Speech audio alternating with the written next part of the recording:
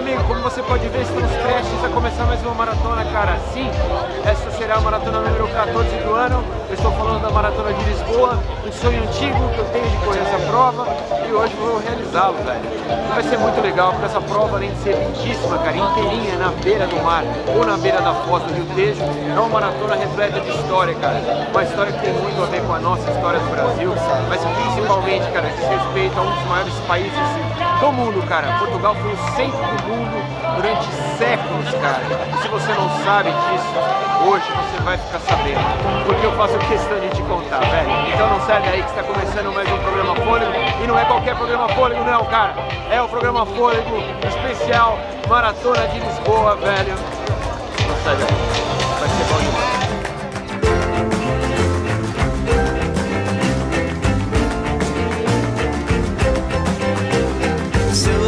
Seasons and faraway reasons are all I have now.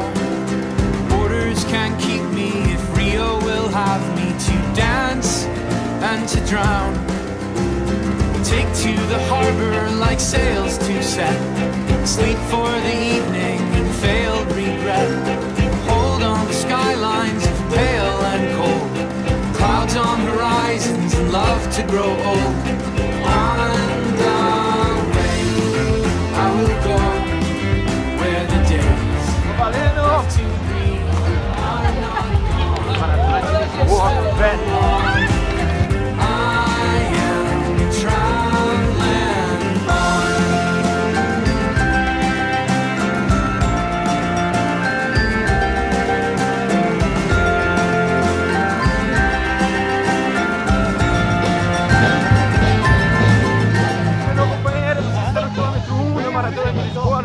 Cascais, como você pode ver, nós já passamos pela primeira atração musical. Trata-se de uma das maratonas do circuito rock and roll, velho. Serão vários. E aí, cara? Beleza? Beleza aí, cara? Um abraço aí, Brasil. Valeu, obrigado, cara. Essa é uma maratona do circuito rock and roll, velho. Então serão várias atrações musicais daqui até o final. E, velho, 100% do tempo olhando pro mar ou pra foz do Tejo, velho. Se prepara que vai ser bonito pra caramba. A previsão hoje é chegarmos a 30 graus, meu irmão. Trintinha. Será que eu tô pronto pra isso? Vamos lá.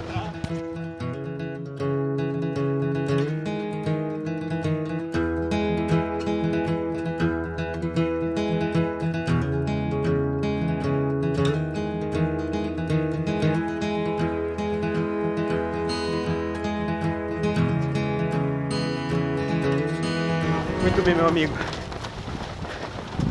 Essa é uma prova selo Gold da IAAF, velho. Sabe o que quer dizer isso? É o mais alto grau de competência, cara. Ou seja, não dá pra ser melhor. São vários fatores que interferem diretamente nisso, em termos de organização, logística, estrutura. Essa prova é plana. E sem falar que temos nessa prova 26 mil atletas, sendo que 6 mil estão aqui. A maratona é 20 mil na meia, que é largada da ponte Vasco da Gama, de onde largará a patroa, mas não agora, daqui a pouco. Largamos às 8, eles largam às 10h30. 6 mil atletas aqui nas duas distâncias são estrangeiros, velho. Lisboa recebe 4 milhões de estrangeiros por ano, cara. É uma cidade extremamente receptiva para o turista. E a maratona é só uma extensão dessa receptividade, velho. Tá valendo, tá bonito, mano, se liga.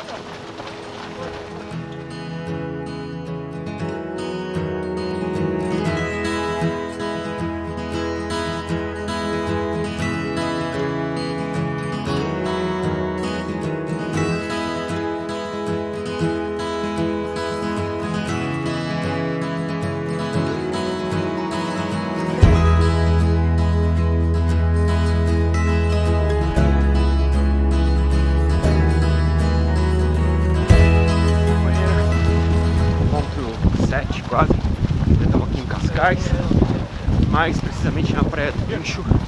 Praia lindíssima, cara, praia de onda, areia, maravilhosa. Cara, Cascais é uma vila da Grande Lisboa, velho. Tem cerca de 700 anos. Então, você viaja pela história, cara, no centro de Cascais. É um ponto extremamente turístico, é lindíssimo. E hoje o mar é bem residencial também. Muita gente opta por morar nessa região de Cascais e trabalhar em Lisboa, afinal de contas existe uma ligação de transporte público muito eficiente do comboio, que é o trem deles. Mas só para te explicar, Cascais, o nome Cascais deriva de cascal, que são os restos de conchas, cara, que ficavam na areia da praia. Lembre-se, a gente está numa das primeiras praias depois da Foz do Tejo. Então, era a praia mais próxima, cara, que existia. Depois que você saía de Lisboa e entrava no mar, uma das praias mais próximas. E é essa a derivação do nome. Amigo, tá bonito, velho. O dia tá lindíssimo, cara. Esse visual dessa prova é surreal, velho. Agora a gente tá indo em direção ao sul. Corremos 6 km pro norte. Estamos voltando e vamos agora com o mar do lado direito o tempo inteiro. Vai se ligando, porque bicho. Demais, mano.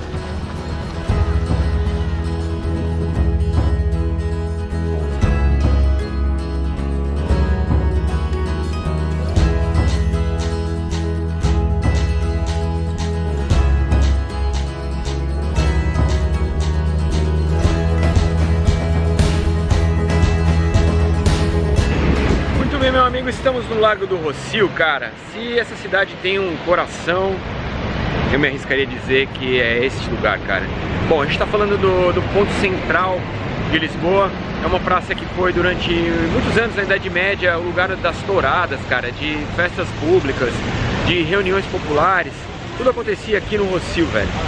Mas aí, meu amigo, em 1755 teve o terremoto que destruiu a cidade inteira e uma grande obra de reurbanização colocou-se em prática neste local, velho. E aí tudo que você tá vendo aqui atrás de mim, tudo isso, tudo é pós 1765, principalmente o Teatro Maria II, que fica lá no fundo. E esta grande estátua que você tá vendo aqui, você sabe quem é esse cara que tá em cima da estátua, velho? Vou te contar, cara. Este cara aqui, ó, este cara aqui é o Dom Pedro IV, velho. E na verdade, pra nós no Brasil é o Dom Pedro I, cara, o nosso primeiro imperador, cara, o imperador, o cara que gritou a independência do Brasil no dia 7 de setembro de 1822. Mas aqui para os portugueses ele é Dom Pedro IV, velho. Bom, o mais legal dessa praça, velho, é isso aqui, ó. Você já viu esse calçadão em algum lugar? Lógico que você já viu, velho. Se for andar em Copacabana, você vai ver exatamente as mesmas formas geométricas que estão aqui, cara, no Largo do Rossio. Tudo isso aqui é tijolo português, cara, pedras portuguesas. E a calçada de Copacabana foi inspirada nas calçadas aqui do Largo do Rossio. Dom Pedro I, calçada de Copacabana. É igual estar em casa, velho. Bom, estar no Rossio é uma experiência muito legal, velho. Primeiro porque você vivencia estar no centro de Portugal, velho. E você tem uma vista muito privilegiada. Dá pra ver o fundo da Catedral do Carmo, que se mantém ali de alguma maneira, porque ela está sem teto desde o terremoto de 1755. Tem chafariz, tem as ginginhas que você pode tomar uma. É muito legal, velho. Vem pro Lago do Rossio e curtir. Fechou? Muito bem, meu amigo. Estamos no quilômetro 12. Que coisa mais linda, velho. Que visual, cara. Sensacional. Bom, vamos lá. Na hora de eu começar a te contar um pouquinho mais sobre essa cidade, é uma cidade incrível e extremamente antiga, cara. Olha, quando eu estive em Paris, eu te falei que Paris era do século I. Existem resquícios de população aqui em Lisboa desde o século X a.C., cara. O próprio nome Lisboa deriva de Olícipo, cara, o nome fenício, cara, 8 séculos antes de Cristo, cara, 800 antes de Cristo. É um troço surreal, velho. Bom, tornaria-se uma metrópole no Império Romano, cara. Lisboa foi conquistada por Júlio César, velho. Pô, tô falando do século I. O Júlio César, velho, ele era apaixonado por Lisboa, cara. Ele tratava Lisboa como a felicidade juliana. Tinha um amor especial. Afinal de contas, cara, Lisboa tá numa região extremamente estratégica, cara. Foi o maior porto do mundo, velho. Estamos falando da saída da Europa pro Atlântico, cara. E só por isso ela era extremamente desejada, velho. Bom, depois do fim do Império Romano, como todas as cidades que eram dominadas pelo Império Romano, depois do fim do Império Romano, a gente teve uma época de pirataria, cara, e das invasões bárbaras. E Lisboa foi completamente pilhada e saqueada até o domínio dos mouros em 711 depois de Cristo, cara. E aí começa toda a história de Portugal. Mas eu não vou contar sobre isso agora. Vou contar daqui a pouco. Fica ligado.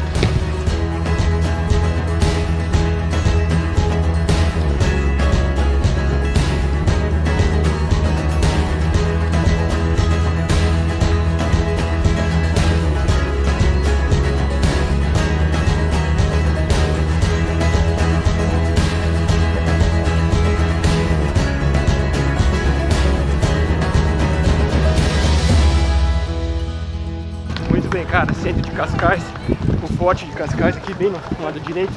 E agora, velho, a gente começa a ter o visu mais lindo dessa prova, que é beirar esse litoral todo, passar por Estoril, cara, Roeiras. A gente vai agora contornando as praias mais bonitas aqui da área metropolitana de Lisboa, velho. Bom, olha que coisa, cara. Muito lindo, cara, muito lindo. Bom, vamos lá, cara, vamos continuar te contando. Bom, 711, velho. Invasão moura. Não acontece só aqui em Portugal. Acontece na Espanha também, cara. A Península Ibérica é totalmente dominada pelos árabes, cara, pelos mouros. No sul da Espanha, na Andaluzia, eles formam ali em Córdoba o califado mais forte de toda a Península Ibérica, mas eles se estendem até o sul de Portugal, cara, e chegam aqui em Lisboa também. E aí? Beleza? Bom, a região mais habitada pelos mouros do século VIII é a região sul de Portugal, onde está Lisboa.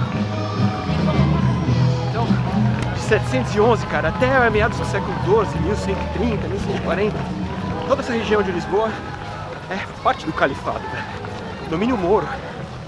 Os cristãos que aqui viviam sobem, cara, fogem dos mouros e vão para o norte de Portugal e formam ali o condado portucalense. Cara, a gente é muito mais complicado do que isso, mas a base do Estado português nasce no norte de Portugal, cara. A capital do condado portucalense, que era a região cristã de Portugal, era no Porto. E a capital de Portugal só se transforma em Lisboa porque aqui se dá a Batalha de Reconquista, cara. Bom, eu estive no Castelo de São Jorge, que é o lugar onde era a sede do poder mouro aqui em Lisboa, mas também foi a sede do poder cristão depois do advento do Estado português, cara. Você vai ver como é que foi minha visita no Castelo de São Jorge, que é um ponto lindíssimo, indiscutivelmente a vista mais bonita daqui. Se liga.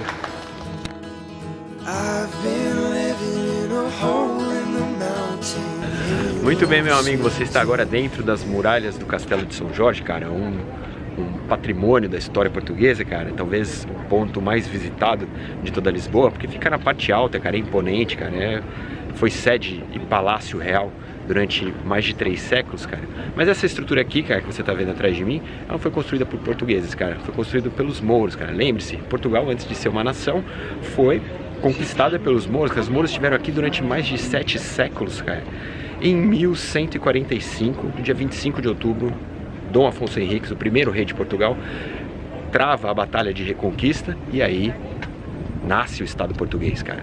E o Castelo de São Jorge sai das mãos dos mouros e vai para as mãos dos portugueses. Os primeiros reis portugueses viveram aqui, cara. Foram mais de 3 séculos de ocupação de reis portugueses dentro do Castelo de São Jorge. Foi só em 1511 que Dom Manuel, aquele rei que eu já te falei, que era o pica das galáxias, velho, o rei das navegações, mano, o rei que impulsionou as navegações, que descobriria o Brasil, foi só em 1511 que o Dom Manuel tirou o Palácio Real aqui do Castelo de São Jorge e levou lá para a Praça do Comércio.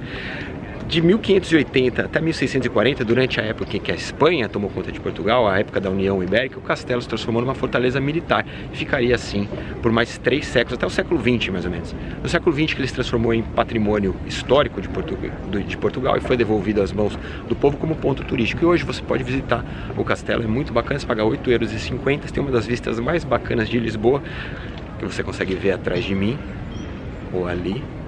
É muito louco, cara. Eu vou te mostrar a vista. Fica ligado aí que vai ser de um jeito diferente. Silhouette seasons and faraway reasons are all I have now. Borders can't keep me if Rio will have me to dance and to drown. Take to the harbor like sails to set, sleep for the evening and failed regret.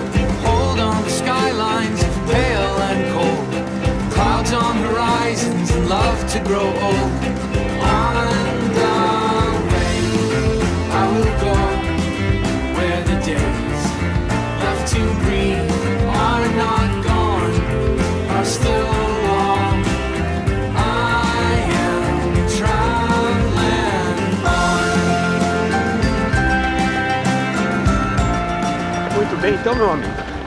Bom, mouros dominando, eis que surge então Dom Afonso Henriques, cara, o primeiro rei de Portugal, velho.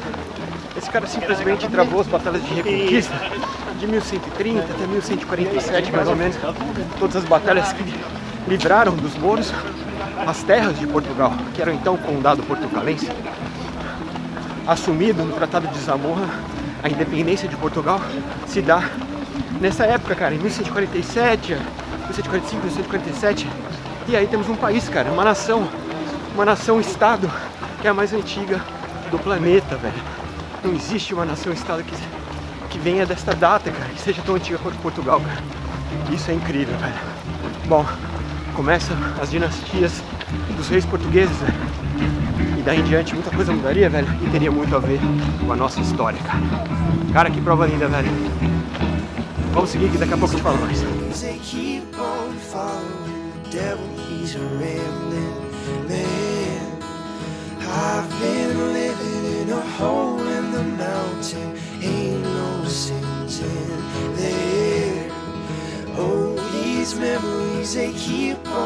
Muito bem, meu amigo. Você achou que bondinho só tinha em São Francisco, né, velho? Pois bem, tem bondinho aqui em Lisboa também, cara. Só que aqui ele se chama elétrico, velho. Por que ele tem que chamar bondinho? Tem que chamar ele elétrico. Aliás, é mais legal, elétrico. Bom, os elétricos estão por toda parte, cara. Este daqui é tão íngreme, cara, o trilho. Ele vem aqui do Jardim São Pedro de Alcântara e vai até lá embaixo, no Lago dos Restauradores. E é super íngreme, então eles chamam de elevador da glória. Nós estamos aqui na região da glória. Camaradas, estamos aqui no quilômetro 17, temperatura amena, atravessando o centro de Estoril. Do meu lado esquerdo aqui, o Cassino de Estoril, velho, que é super famoso, uma concessão de 1913, cara. O cassino ficou muito famoso na primeira metade do século XX e veja, é um lugar histórico deste lado. E deste lado aqui, o Forte da Cruz, que meu amigo travava junto com o Forte de Santo Antônio do outro lado um fogo cruzado para defender as praias aqui do litoral norte de Lisboa contra o ataque dos piratas. Forte da Cruz, cassino, meta.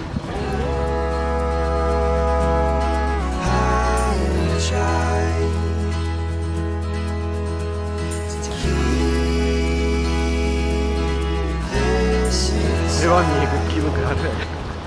Que é isso, mano? Para tudo. Bom, eu consigo ver lá do outro lado, cara, o outro lado da costa. A gente tá bem na parte onde o Tejo encontra o mar, cara. E é nesse lugar que começou a maior aventura humana na Terra, cara. Se você não lembra dessa aula de história, cara, o período dos descobrimentos, essa foi a maior aventura que o ser humano já se propôs em toda a sua história, né? E os portugueses foram os responsáveis por isso, eles foram os primeiros aventureiros a desbravar o mar. Toda vez que eu falo desbravar pra você, né, pra ninguém essa palavra se aplica tão bem quanto aos portugueses, cara. Os descobrimentos foram um movimento de desbravar o planeta, cara, de desbravar o mundo. Mas eu vou te contar lá do monumento ao descobrimento, em frente ao Mosteiro de Jerônimos, que é o lugar perfeito pra gente falar sobre isso. Então se liga. Muito bem, meu amigo, estou agora em frente ao Mosteiro dos Jerônimos, cara. Eu não podia estar em outro lugar para falar para você sobre descobrimentos. Afinal de contas, essa aqui é a casa do descobrimento, velho. Este mosteiro foi erguido aqui por Dom Manuel em 1501. Na verdade, a obra durou quase 100 anos, cara. Mas o objetivo deste lugar era ser um panteão dos descobridores, cara, dos desbravadores que cruzavam os mares em busca de novas terras, cara. Sim, Dom Manuel tá aqui dentro, Vasco da Gama tá aqui dentro e toda a economia que gerou a construção deste grande mosteiro foi proveniente do comércio de especiarias com as Índias, cara, que foi o grande objetivo da época dos descobrimentos, cara. Muito bem, se você pensar em descobrimento, cara, se você pensar nessa epopeia incrível, a maior aventura humana na Terra, cara, se lançar aos mares em busca de novas terras, cara, esse processo começa em 1415 com a descoberta de Ceuta, cara. O grande impulsionador do descobrimento foi o infante Dom Henrique, cara, que era, além de príncipe, um navegador. Os reis que o sucederam entenderam a importância da economia de se conquistar novas terras, cara. Então, depois da descoberta de Ceuta, a ideia era chegar até as Índias e fazer o comércio de especiarias. Os portugueses então começaram a costear a África e cada lugar que eles aportavam, eles conquistavam. Praticamente a costa inteira da África foi portuguesa. Em 1488, Bartolomeu Dias deu a volta no Cabo da Boa Esperança. Eu já estive lá, você lembra? Muito bem, corredores, esse ponto é muito importante para a nossa viagem. Aqui é o Cabo das Tormentas, foi conhecido assim por Bartolomeu Dias em 1488. Então esse cabo foi conhecido como Cabo das Tormentas porque a tentativa dele foi frustrada, ele não conseguiu passar o vento que está aqui. Bicho, esse vento aqui é um troço impressionante e derrubava as navegações, as naus portuguesas que eram a vela. Foi então conhecido como Cabo das Tormentas. Quando ele voltou para Portugal e falou para o rei Dom João II, amigo, não dá para passar ali por causa do vento. O vento é muito forte, o Cabo das Tormentas vai parar com tudo. Mas a gente tem que passar por ali, senão a gente não chega nas Índias. Foi então que o rei Dom João II mudou o nome de Cabo das Tormentas para Cabo da Boa Esperança. Por quê? Porque se você passasse por ali, a esperança de chegar até as Índias era renovada. Foi o que aconteceu anos depois, quando o Vasco da Gama conseguiu contornar o Cape Point e chegou então às Índias.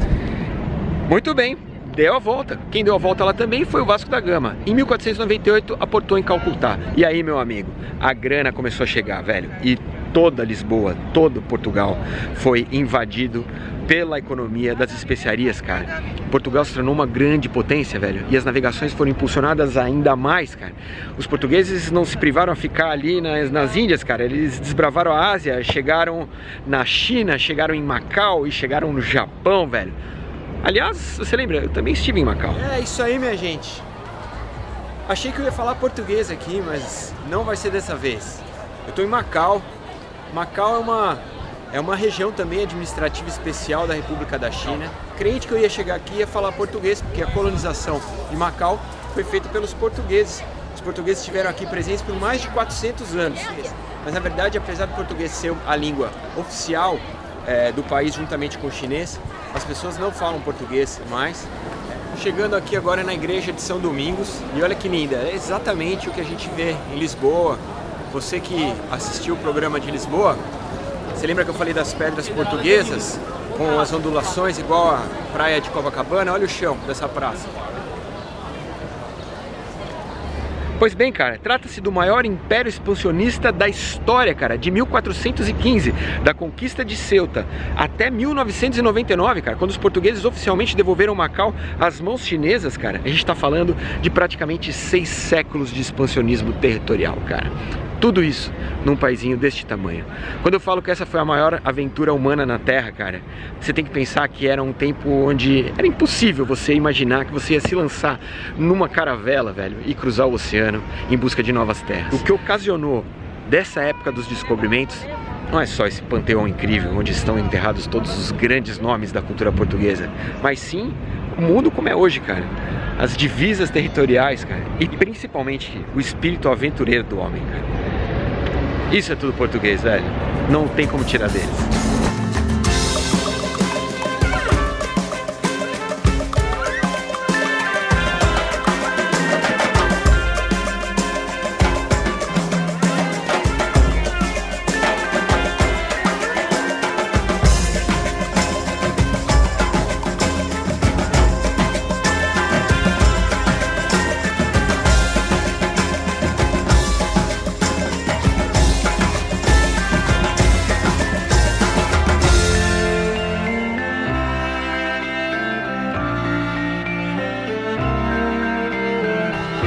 Muito bem, meu, mas aí você vê, Portugal era a maior potência do mundo, velho, dona das navegações, cara, hegemônica, monopólio, algo incrível. O que aconteceu então? Veja, em 1578, o então rei de Portugal, Dom Sebastião, vai para a batalha de Alcácer de Quibir e morre, velho. E ele não deixa herdeiros, cara. Bom, o herdeiro mais próximo de Dom Sebastião, que desapareceria na batalha até hoje, existe a lenda que um dia ele voltará. Nunca voltou. O herdeiro mais próximo dele era o Filipe II da Espanha. E aí nós temos então o início de um período que acabaria com as navegações portuguesas e acabaria com a economia de Portugal, a União Ibérica. De 1580 a 1640, quem mandou na porra toda foi a Espanha, velho. E o Filipe II era o rei de Portugal, mas era espanhol. E aí, meu amigo, a vaca foi pro brejo, velho. A monarquia perderia muita força. Portugal só voltaria a ser um país hegemônico novamente em 1640, depois da restauração. Mas até aí, as navegações já tinham sido difundidas no mundo inteiro. França, a Holanda já estava no Brasil, a França já estava no Brasil, já tinham passado pelo Estreito de Magalhães. E você já sabe que eu conto aqui toda semana. E foi o fim de Portugal como a maior potência da navegação mundial. Vai seguindo aí.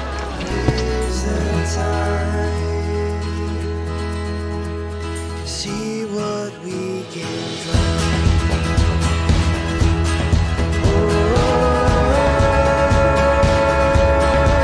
Volta pro 26,5. E tudo ia bem, cara, na Portugal pós-restauração. Aí, velho, num período de 60 anos, tipo, cataclismo aconteceu aqui. Em 1755, o terremoto de Lisboa massacrou, velho, a cidade, velho. Pra você ter uma base, ninguém sabe qual o grau da intensidade desse terremoto, mas não existia a escala Richter ainda. Mas eu estive em Salamanca, que fica a mais ou menos 1000 quilômetros daqui. A Catedral de Salamanca, ela é rachada no meio, proveniente de um tremor, de um dos tremores do terremoto de Lisboa de 1755. A cidade foi devastada, velho. Bom, teve que ser reconstruída. Coube ao Marquês de Pombal fazê-lo.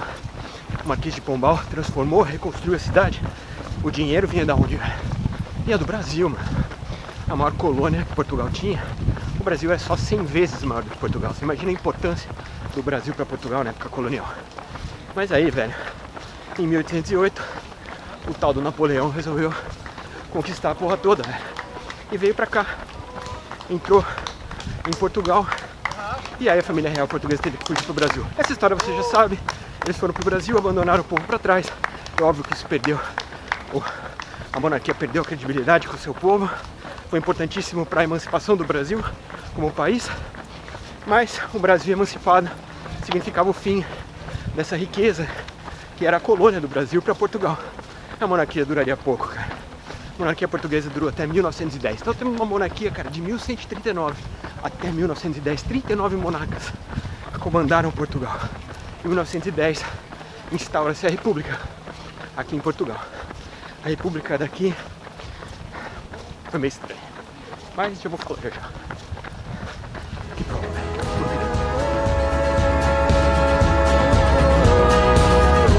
Cara, eu já vim tantas vezes pra Lisboa e eu nunca vim aqui, velho. Bom, eu tô dentro do Museu da Água, que é, meu, as instalações aqui da Torre das Amoreiras, cara, onde passa o aqueduto de Lisboa. Cara, é muito louco, velho, se liga. Super apertadinho aqui. Essa é uma obra de 1731. Terminou só em 1799. E passou pelo terremoto, 1755. Então, cara, as dimensões são... Olha que lindo. Olha isso.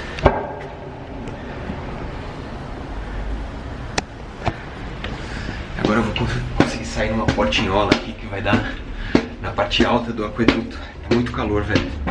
E eu tô super cansado, super ofegante. Eu não sei nem como correr uma maratona, bicho. Bom,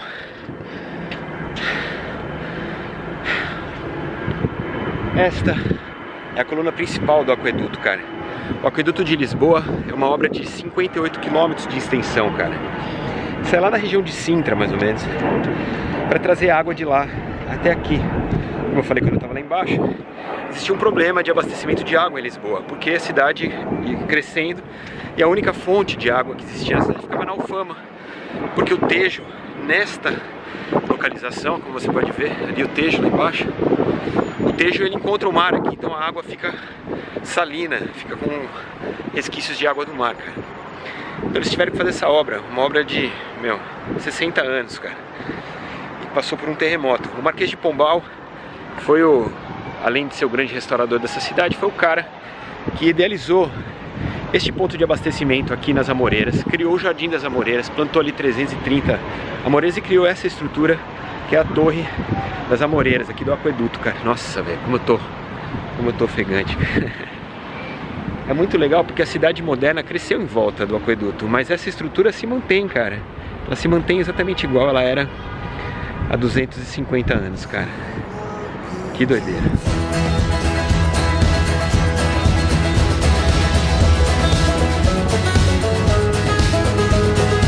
Cara, agora a gente saiu da Avenida Marginal aqui, caiu na beira, no calçadão, cara, na beira da água mesmo, na orla. E aí essa prova deixou de ser bonita e virou pica das galáxias, velho. Olha isso, bicho. Olha isso.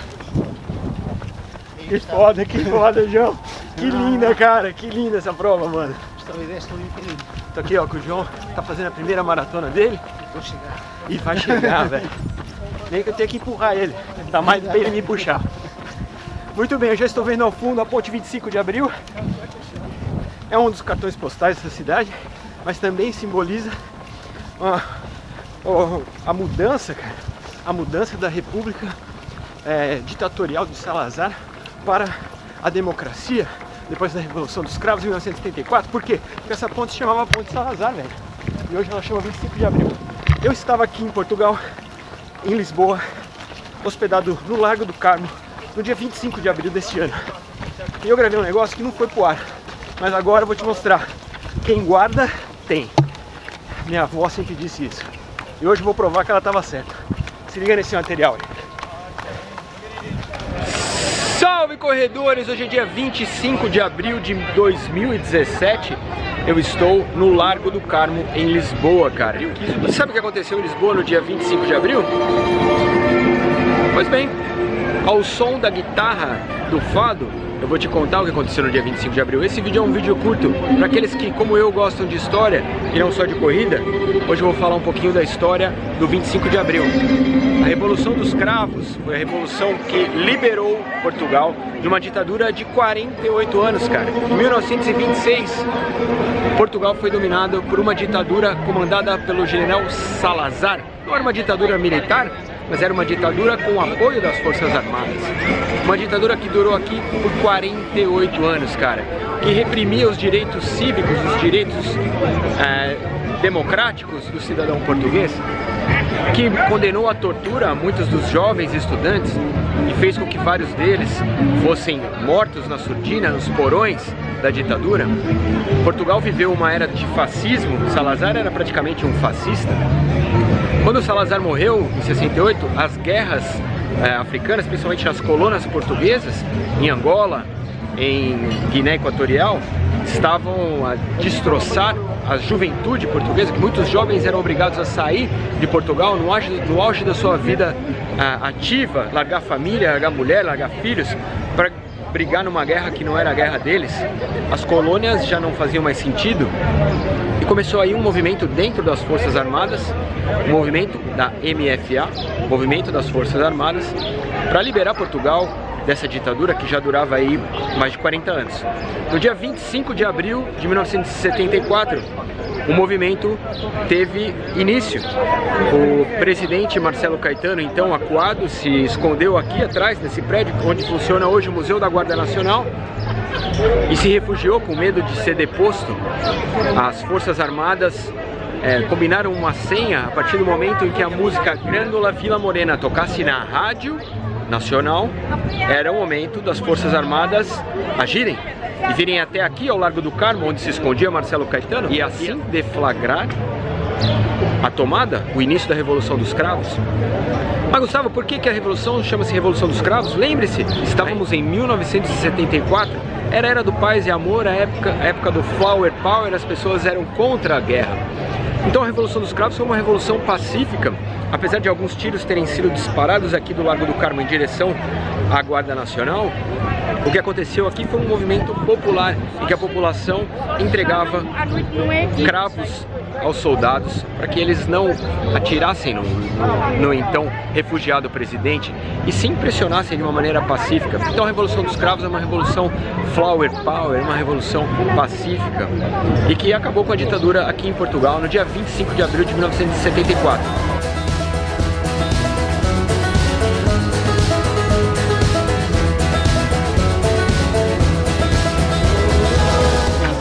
abraço e obrigado pelas dicas todas para chegar aqui.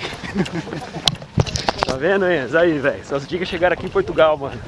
Isso tá importante pra caramba, velho. Só tá faltando ficar em hotel bom.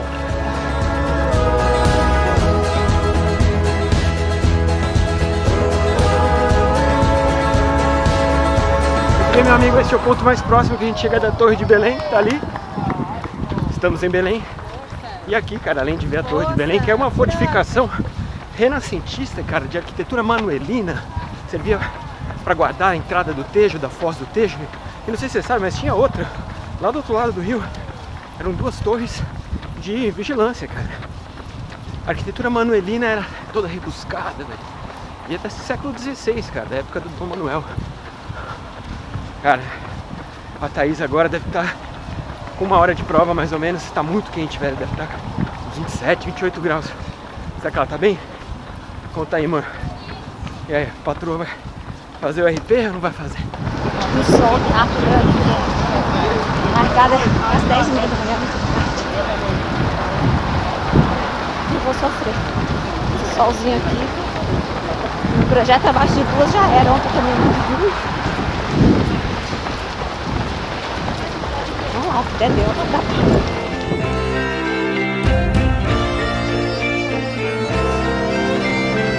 Calor, muito calor.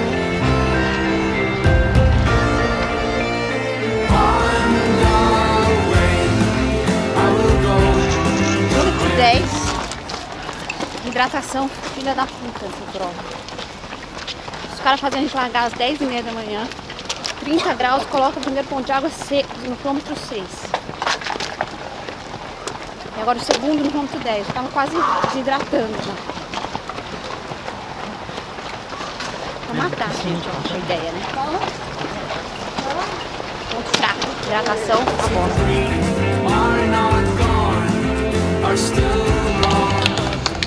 Estamos no quilômetro 16, eu acho.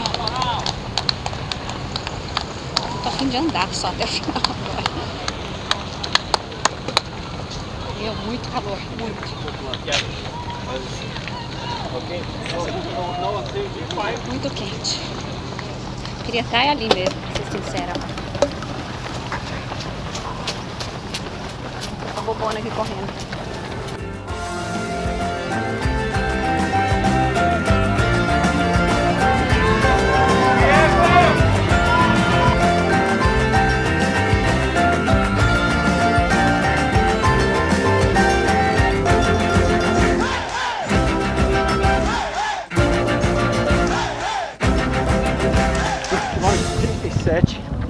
Estamos a 5 km da meta.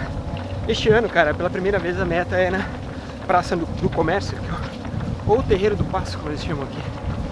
Talvez seja o ponto mais conhecido, visitado de Lisboa, porque é a praça mais imponente daqui. Eu estive lá, cara, tem muita história no Terreiro do Paço, velho. Eu tentei juntar as mais importantes. Se liga. Você tá vendo esse castelo, né? Pois bem, cara, este é o Castelo de São Jorge, velho. É importante eu te situar, velho, o Castelo de São Jorge, cara, era a moradia dos reis de Portugal desde a época da Reconquista. Por que eu falo Reconquista? Porque Portugal, assim como a Espanha, foram conquistadas pelos mouros, cara. Enfim, os mouros permaneceram na Península Ibérica por 8 séculos, cara. Depois da Reconquista, no século XI, Portugal teve a hegemonia dos reis portugueses, todos eles viviam lá em cima no Castelo de São Jorge. Foi só em 1511 que Dom Manuel, cara, Dom Manuel era o rei mais pica da história, velho. Pensa no cara que era o desbravador, que era o que mandava os navios em busca do descobrimento, cara. O Dom Manuel era o cara, velho. Ele resolveu trazer o palácio, que era lá no Castelo de São Jorge, aqui para a Praça do Comércio. E desde então, aqui formou-se o Palácio da Ribeira, que era a casa dos reis portugueses. Então eu tô te falando que a Praça do Comércio foi a morada dos reis portugueses de 1511 até 1755. Você já sabe o que aconteceu em 1755. O mundo balançou, velho, e não é que só que balançou, velho.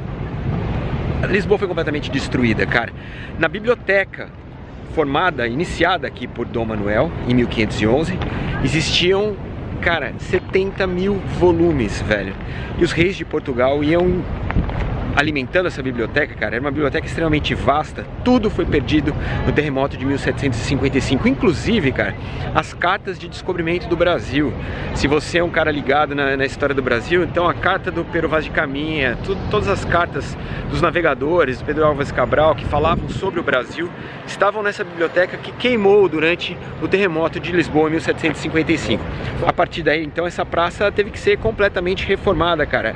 Era uma das obras alvo do Marquês de Pombal, que é o grande restaurador da cidade de Lisboa. Ele que deu a cara que a cidade tem hoje, foi o Marquês de Pombal que deu, cara. E esta obra de reestruturação e revitalização da Praça do Comércio, então, data do final do século XVIII, cara. Então, depois do terremoto de 1755.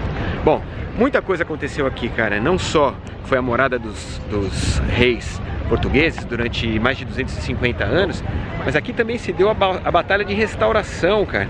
Em 1640, foi aqui nesta praça que os portugueses retomaram o poder do país, tirando da mão do Reino da Espanha, cara. Lembre-se, de 1580 a 1640, Espanha e Portugal formaram a União Ibérica. Em 1640 isso acabou, e este dia, o dia da restauração, o momento da restauração aconteceu exatamente aqui na Praça do Comércio. Velho, essa praça é uma praça extremamente importante para o português. Ela foi deixada de lado durante muito tempo, foi estacionamento, cara. Pintaram os arcos, que eram amarelos de cor-de-rosa, ficou um pouco abandonada, mas desde 1990 ela foi totalmente restaurada, e ela é exatamente como ela era na época que o Marquês de Pombal planejou, cara. Com esses arcos, em toda a volta você vê esses arcos, né? Todos os arcos aqui da praça, ó, tá vendo? E tem essa porta principal que dá pra Rua Augusta, que vai direto pra Cidade de Baixo e desemboca lá no Lago do Rossio, cara. É lindíssima, é um ponto que você não pode deixar de visitar se você vier a Lisboa. E, bicho, parada obrigatória é lugar que o fôlego para e fala, certo? Então, se liga aí, Praça do Comércio, tá do alto. Like sails to set, sleep for the evening and failed regret. Hold on the skylines of pale and cold, clouds on horizons and love to grow old. On the way I will go, where the days left to breathe are not gone, are still long. I am traveling. 41. Ah, nós estamos chegando, velho. Que prova incrível, meu. Entrou pra minha lista de provas pra se amar. Cara, visual indescritível, velho. E pra aqueles que gostam mais da corrida do que da história, hoje eu vou pedir desculpas, cara, porque eu não tinha como não ser da história hoje. A história desse lugar é incrível, a história mais rica do mundo, que tá diretamente ligada com a nossa história, cara. Então, correr aqui pra mim é um deleite, porque eu amo a história. Então vocês me perdoem, cara. Me perdoem também os que foram para Buenos Aires e acharam que eu estaria lá. Eu estaria realmente na Buenos Aires Expo ano que vem. Então, espero que vocês tenham feito uma grande prova aí. Aqui a prova foi maravilhosa. É difícil descrever uma prova que tem 42 km na orla, cara.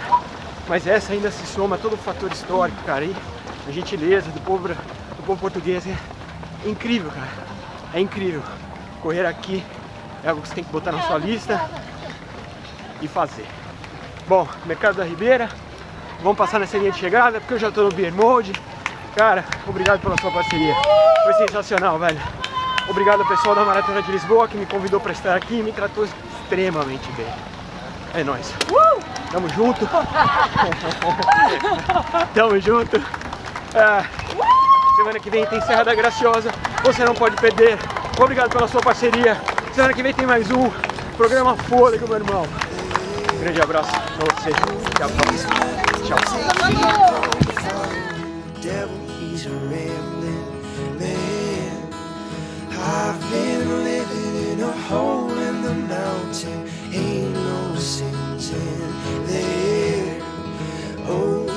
Memories, they keep on following the devil. He's a rambling man. I try to keep this inside. Sensacional! Ah, caralho! Passa por baixo do portal! Vamos!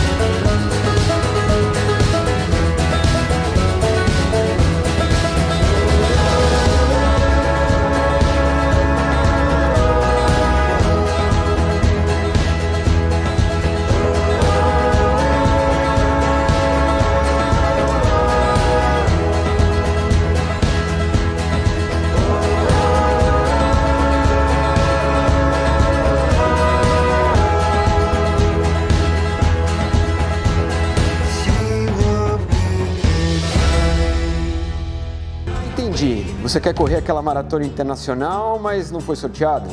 Quer estrear em uma grande prova no exterior, mas não sabe falar bem a língua? Tem medo de não se adaptar antes desse grande desafio? Ou quer viajar, mas não está a fim de ir sozinho? Ou preferia viajar com uma turma animada de corredores? Você pode solucionar a sua viagem através de um clique. A Camel Turismo é a maior operadora de viagens para maratonas e provas internacionais do Brasil, com mais de 50 destinos, entre eles as grandes corridas do planeta. E a partir de agora, para se inscrever para sua prova internacional, basta acessar o site da Camel e se utilizar da comodidade da compra online. É simples, você entra no www.camelturismo.com.br, escolhe a sua prova preferida e compra pelo próprio site. Depois é só se preparar para correr, porque o resto a Camel resolve para você. Venha correr com a Camel e comece a planejar a sua próxima medalha em apenas um clique. Camel Turismo, correndo pelo mundo.